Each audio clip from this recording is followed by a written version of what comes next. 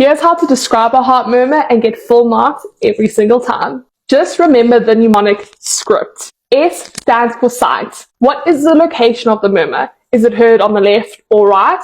What intercostal space? C stands for character. What is the pattern or the waveform? Is it crescendo, decrescendo? Does it have a mid-systolic click like in mitral valve prolapse? R stands for radiates. Describe where else it can be heard. Can you hear it in the carotid artery or does it move towards the left axilla? I stands for intensity. I've already made a video on how to grade a murmur as it is a subjective grade scale and I've linked that video down below. P stands for pitch. Is it high? Do you hear it with the diaphragm of your stethoscope?